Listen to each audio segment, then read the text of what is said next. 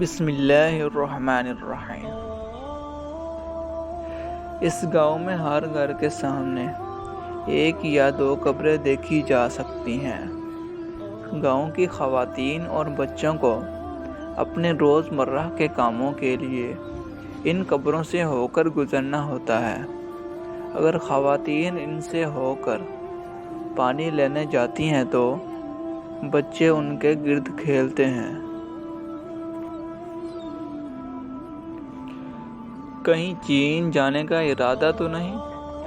یہ ہماری روایت ہے، چپل پہننے نہیں دیں گے۔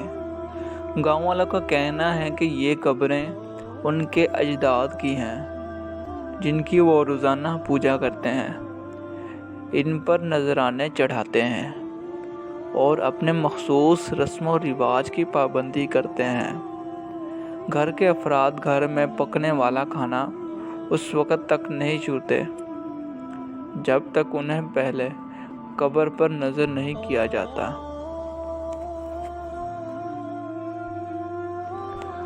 گاؤں کی خواتین اور بچوں کو اپنے روزمرہ کے کاموں کے لیے ان قبروں سے ہو کر گزرنا ہوتا ہے۔ اس گاؤں میں کچھ دوسرے رسم و رواج بھی ہیں۔ مثال کے طور پر یہاں کے لوگ اپنے گاؤں سے باہر شادی نہیں کرتے اور یہ لوگ چارپائی پر بھی نہیں سوتے۔ گاؤں والوں کا اہم پیشہ کاشتکاری ہے اور یہاں اناج کے علاوہ پیاز، مونگ پھلی اور مرچ کی کاشت بھی کی جاتی ہے۔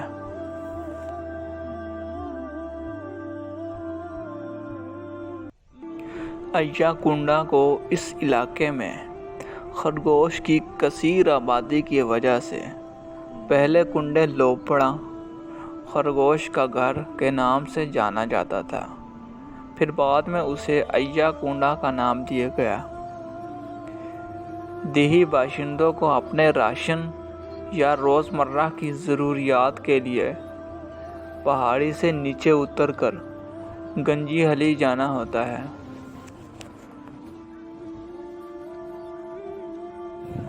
تحصیل کونسل کے علاقائی حلقہ MPTC کے رکن خواجہ نواب کہتے ہیں کہ اگر حکومت قبرستان کے لیے زمین مختص کر دے تو یہ توہمات ختم ہو سکتے ہیں۔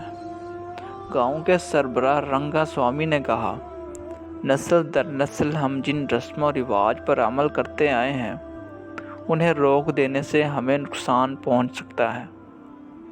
ہم اس بات پر بھی فکر مند ہیں کہ مستقبل میں قبر بنانے کے لیے ہمارے پاس زمینیں نہیں رہ جائیں گی۔ ہمارے گاؤں میں رہنما انتخاب سے پہلے جھانکنے تک نہیں آتے۔